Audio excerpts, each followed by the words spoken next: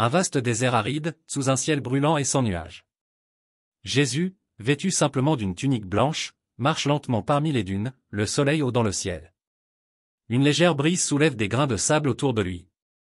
Jésus s'agenouille sur un rocher, les mains jointes en prière, son visage marqué par la fatigue mais serein. La lumière céleste descend doucement sur lui, renforçant une ambiance spirituelle.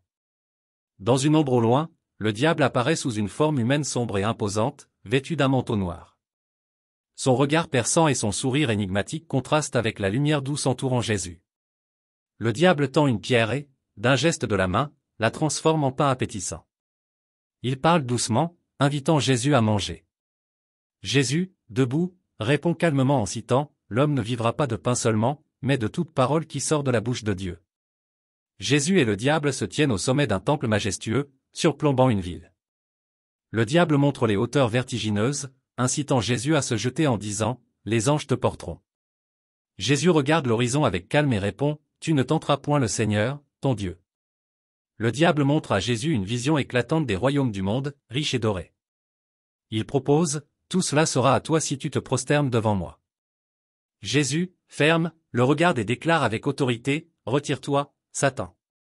Le diable disparaît dans une ombre tourbillonnante, laissant Jésus seul. Une lumière céleste éclatante descend sur lui, et des anges viennent à ses côtés pour le réconforter et le nourrir. Le désert, autrefois aride et oppressant, devient étrangement paisible. Le vent cesse, les dunes dorées brillent sous la lumière d'un soleil plus doux. Jésus, debout au sommet d'une petite colline sablonneuse, contemple l'horizon. Son visage est marqué par la fatigue, mais ses yeux reflètent une profonde détermination. Une lumière céleste continue de descendre sur lui, accentuant son lien avec le divin. D'un éclat lumineux apparaissent des anges vêtus de robes blanches éclatantes. Ils s'approchent doucement, portant des paniers remplis de fruits, de pain et de récipients d'eau cristalline. L'un des anges tend une coupe à Jésus, qui la prend et boit, renouvelant ses forces. Une atmosphère de gratitude et de réconfort envahit la scène, marquant le soin divin qui l'accompagne. Jésus se redresse lentement, sa silhouette désormais forte et majestueuse. Les anges s'inclinent respectueusement avant de disparaître dans un éclat de lumière. Avec une démarche calme mais déterminée, Jésus commence à descendre les dunes. Le désert s'étend devant lui, mais à l'horizon, des signes d'un monde habité émergent, des collines verdoyantes, des palmiers et un ciel plus clair. Sa mission l'attend.